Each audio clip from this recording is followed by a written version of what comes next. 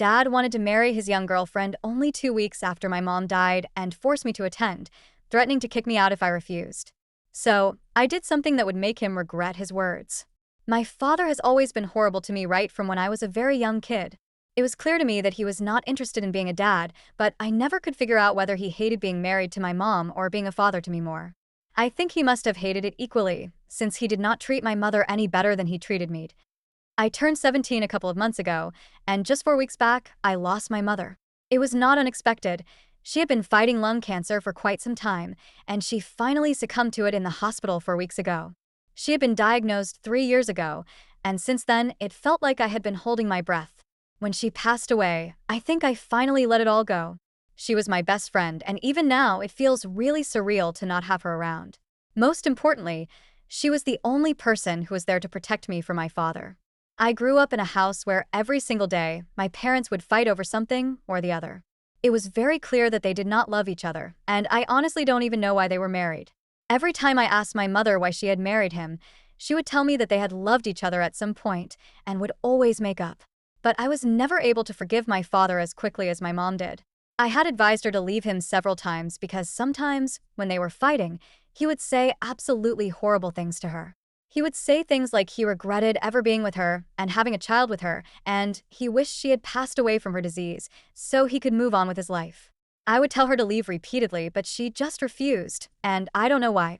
As for me, I had wanted to leave ever since I was 4 years old, but I had nowhere else to go and no other family either. My mother was an orphan who had lost her parents in an accident when she was very young and had been raised by her grandmother, who passed away when she was in college. She did not have any other family members whom she was in touch with, and I did not know my father's side of the family because he never took us to meet them. He claimed that he did not get along well with his family, which is why he did not want us to meet them. There was no elaboration, and I was too scared to ask him. I was used to getting yelled at for things, so I wasn't going to paint a target on myself by prying into something like that. Anyway, my parents were the only family that I had, which is why I had to deal with my father because my mother refused to leave. After she passed away, I was devastated, but my dad went about his business like nothing had even happened. It was not surprising to me in the slightest because even when she was sick, he had been acting the same way. I did not expect him to care because I knew that he did not love anybody. He was probably not even capable of that. But what really surprised me is that just 2 weeks after my mother had passed away, once we were done with the funeral and formalities, my dad brought home a much younger woman. She was just there one morning sipping coffee in our living room. When I mustered up the courage to ask my father who she was, he told me that she was my new mother. Apparently, he also had the biggest smile on his face, probably his creepiest one yet. When he was telling me that, in spite of myself, I couldn't help but comment on it. I told him that it was a bit too soon to bring home his girlfriend since it had been just 2 weeks since my mother had passed away. That earned me a lecture from him about how this was going to be my stepmom in a few days and that I needed to respect her. He told me that he did not care that I had just lost my mother. I had to respect her the same way and treat her just like I had treated my own mom. I was beside myself with anger, and I tried to argue with him. So, he dropped another bombshell on me and told me that he was getting married. He said that ever since my mother's diagnosis, he had known that she would not be able to make it because she had always been weak and fragile. Ever since he had known her, he had started looking for replacements. That's literally the word that he used since then. He had been with Melissa, his girlfriend, for the past 2 years. He told me that now that my mother was finally out of the way, he was going to get married again and make sure that her passing did not affect his life in any way. It finally made sense why he had been unaffected by my mother's sickness and death so far, because he had replaced her. I was disgusted and honestly just repulsed by him. I told him that I would not be attending the wedding and expected him to say that he was fine with that because, honestly, why would he care? But then he told me that it was necessary for me to attend so that it would seem normal and acceptable to other people. Apparently, according to him, my being present at the wedding would mean that I had accepted it, and if his own daughter did not have a problem with this marriage, nobody else would have any reason to comment on it either. So, basically, he needed me to be there so it would seem less depraved, which in itself was pretty psychotic. I honestly believe that my father had lost his mind.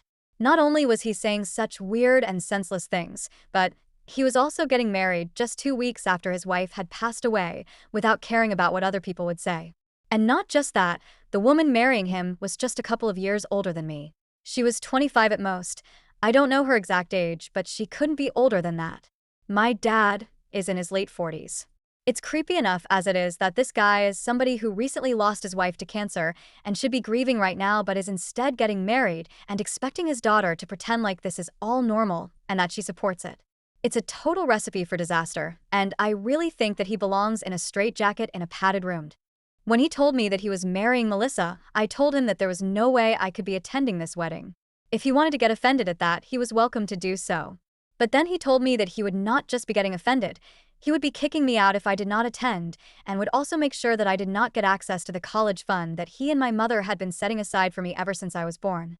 I thought that it was majorly unfair because, like he had said, it was not just his money that had gone into the college fund but also my mom's, and I believed that I was entitled to it.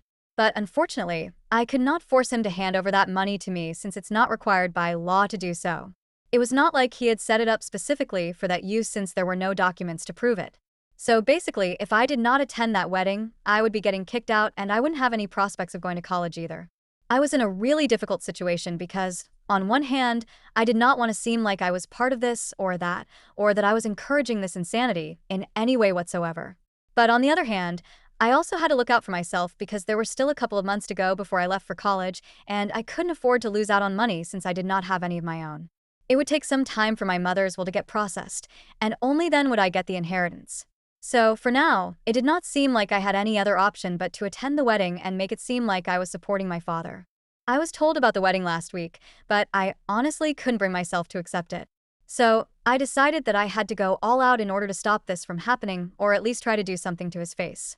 I told my father that I would be attending the wedding, but then I started trying to look for something, anything, to disrupt what was going on because I just couldn't bring myself to allow this to happen.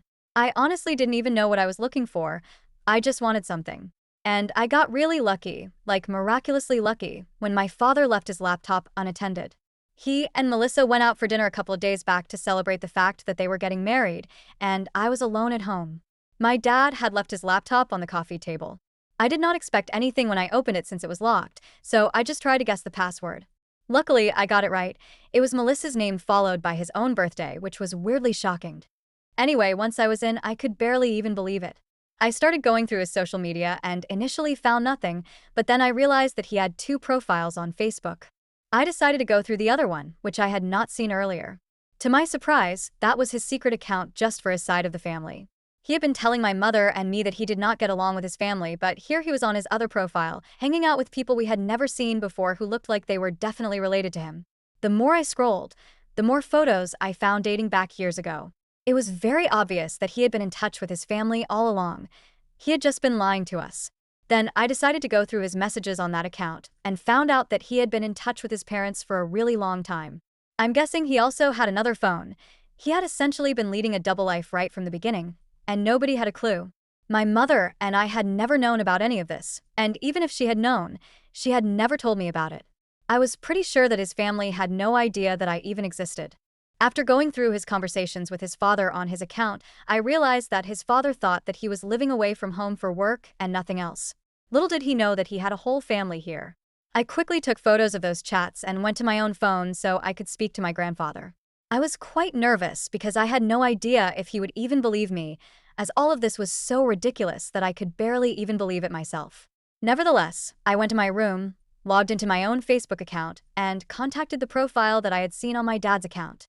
Just as I had suspected, there had been 0 mutual friends, which is why I had never been able to find him. I hadn't even known my grandfather's real name for all these years, which is why I had never been able to track these people. Now that I had his account, I messaged him immediately and tried to explain everything as quickly as I could. I gave him my phone number and told him to contact me as soon as he could because this was an emergency. I attached some photos of the screenshots that I had taken explaining that this is how I had been able to track his profile, and I also attached some photos of me with my parents so that he would know that this was not a prank. I did not get any response for the next 12 hours, and I had almost given up because I thought that maybe he believed that somebody was playing a prank on him and had decided not to respond to me. But when my dad was at work, I finally received a call from my grandfather. I was just lucky that he had not talked to my father about this and had called me before that. As soon as he called me, I answered my phone and explained to him what was going on. He told me that for the past 17 years, he had been led to believe that my father was living away from Iowa, which is where he was originally from, for his work. He had even visited his son several times, and apparently, my dad had a separate house and everything here, which is where my grandparents had stayed whenever they visited him. They did not have the slightest clue about any of this for the past 12 hours. They had just been trying to recover from the shock of it all. Initially, this all seemed like a prank to them, but when they saw my mother in the family photos that I had sent, they realized that it was all true. Apparently, the reason that my father had never told his parents about his marriage and the family that he had was because he had told him that he had broken up with my mother since they did not approve of her 18 years back when my parents had initially started dating. My grandparents had made it very clear that they did not want my father to marry my mother, and so he had told them that he had dumped her. That's the lie that he had been peddling for the past 2 decades. But now he had finally been caught. The reason that my grandparents had not wanted my father to marry my mother was a pretty serious one. It was because my mother had apparently been trying to cheat on him, and they had accused her of being a gold digger. That was because the first time that my father had brought my mom home to meet his parents, she had immediately tried to hit on his older brother, since he was a surgeon and obviously earned way more than my father.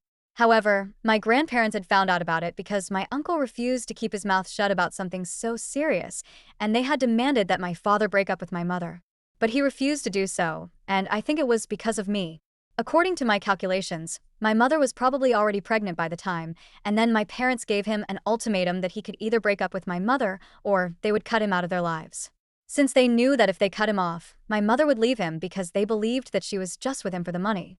My dad eventually told him that he had broken things off with my mother, but clearly not, since they continued to stay together. That's why I'm here. I don't know why they stayed together, if my mother had actually done such things, and this completely changed my perception of both my parents.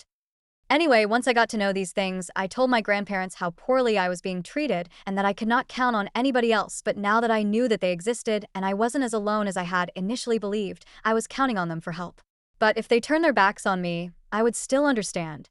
Thankfully, they chose to help me out, and I was able to stop the wedding from happening. I got back at my father as well, and so did his parents. They flew down here a couple of days ago, and yesterday, I managed to sneak them into the wedding. Suddenly, we were the guests of honor. The wedding was being held in our backyard since only a couple of people were attending. It was meant to be a small and intimate ceremony. It was just my father's coworkers, his employer, and a couple of his friends, and that was it.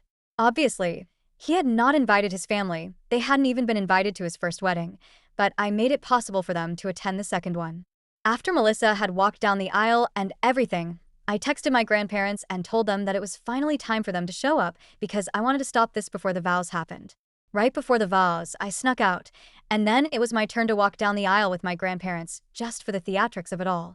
As soon as my father saw me walking down the aisle with his parents, his face fell, and Melissa looked pretty confused as well. Once I was near him, I announced to him that I had finally uncovered all his lies and now his parents knew the truth, so he could say goodbye to his inheritance because that was not coming to him anymore. It was all coming to me instead. I did not need him anymore either since I already had a place to live and people to take care of me and also my college fund. So, he could do whatever he wanted since I knew that he was a liar and I did not wish to be associated with him after that. I walked away with my grandparents and since then, we have been living in a hotel, preparing to go back. There's a lot of catching up that I have to do with my grandparents since I hadn't known these people, and there's also so much to talk about regarding my parents. The only reason we haven't returned yet is because this morning, my father finally contacted my grandfather and told him that what he did was just not right. He had apparently accused his parents of trying to control him his entire life and never letting him be happy. He also accused me of trying to ruin him by showing up at the wedding like that, saying that I just couldn't stand to see him happy with anybody else. He's blaming us all because now Melissa is refusing to talk to him, and the wedding was obviously called off yesterday itself, just after we had left. So, I asked for advice for showing up to my father's second wedding with his parents and exposing him for being a liar. Update 1. It's been 4 days since the wedding got called off.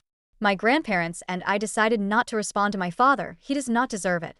If he wants to speak to us, he knows where to find us. We are still staying at the hotel. We have given him the details and have told him that if he wants to discuss things with us, he can visit us and then we can talk in person. But this is not the kind of discussion that we want to have over the phone or via text. He still hasn't shown up yet, and there are only 3 days before I go back to live with my grandparents. They have a farm there and they're pretty well off, so I will be taken care of far better than I was here. They promise me that they're going to make sure that I get to go to the college of my choice and that I wouldn't have to suffer after this. My grandparents have been literally doting on me ever since we got to know each other, and I think they're trying to make up for lost time, which is pretty sweet of them. They hated my mother, and after this, they hated my father as well, but they seem to love me a lot. Update 2. So, my grandparents and I are supposed to leave in 2 days. This morning, my father decided to finally pay us a visit and talk to us. I was quite surprised to find him in my grandparents' hotel room when they called me this morning, but I quickly recovered from that and decided that I was not going to speak to him the entire time until he apologized. Obviously, that's too much to expect from somebody like him. He was here only to talk about how unfair it was that my grandparents had decided to cut him out of their lives and give all the inheritance to me instead. He said that he had already lost his wife, my mother, and he had lost Melissa as well. I also did not wish to speak to him anymore, so things were pretty bad for him already. To top it all off, all the guests who had been present at the wedding, his coworkers and close friends, are now acting weird with him because of what happened at the wedding. His reputation is in shambles, and he is considering even quitting his job because he doesn't think that he can work in such a hostile environment. To put it mildly, he has kind of lost everything that he had until a few days ago, but then we came along at the wedding, exposed him, and then ruined it all for him. So, the least that we could do for him was at least let him have the inheritance, which is something that he had been working on for all these years. Otherwise, he wouldn't have lied to all of us for so long in the first place. But he just wanted to make everybody happy, which is why he had started telling lies. He promised that he had wanted to tell his parents the truth after he got married to my mother, but as time went on, it just got more and more awkward to bring up.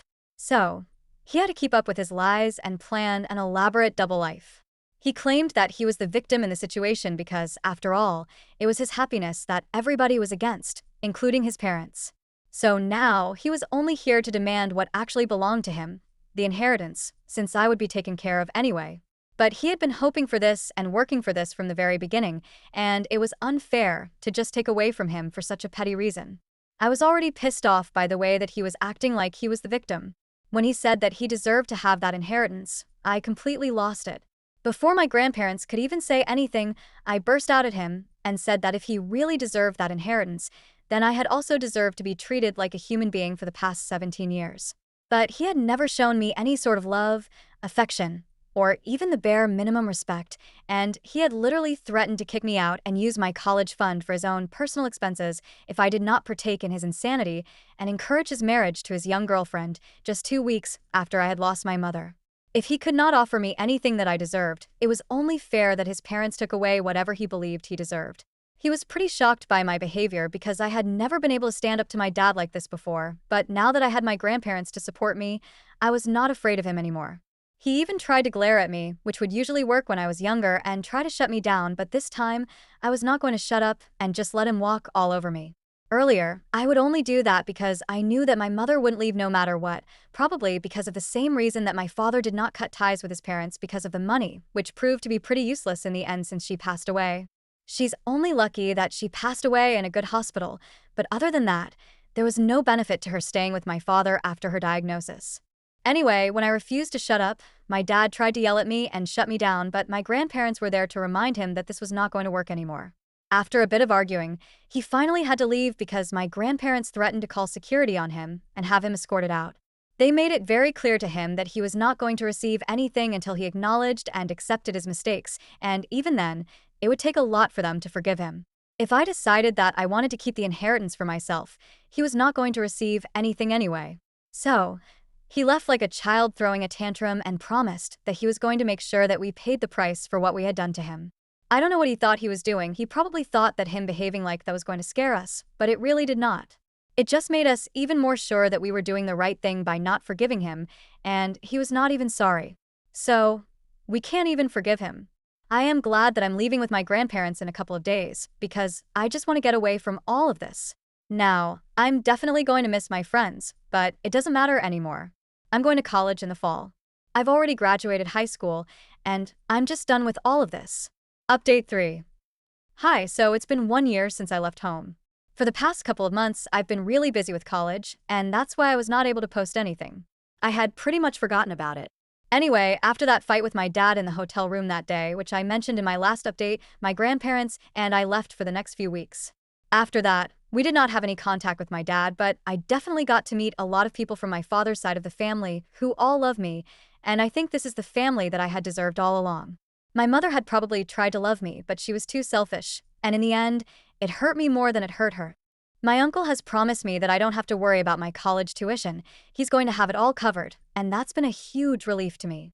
These people had barely known me for just a few weeks, but they had already decided that they were going to give me all the love that I had been missing out on for the past 17 years, and I could not be more thankful for it. I couldn't spend much time with them because a few months after I had moved in with my grandparents, I had to leave for college. But I do get to see them on weekends because the college that I'm attending is pretty close to where they are, so no complaints about that. My father has tried to reach out to me several times, not to apologize, but to remind me that I have ruined him and that I should feel guilty about it. This is why I need to talk to my grandparents and make sure that he is not cut out of the inheritance at any cost. He keeps sending me emails and messages from different accounts, but he just doesn't seem to realize that getting defensive is not helping his case. The only thing that can help him is a genuine and sincere apology, but honestly, at this point, it's too little, too late. I'm just going to stick to ignoring him.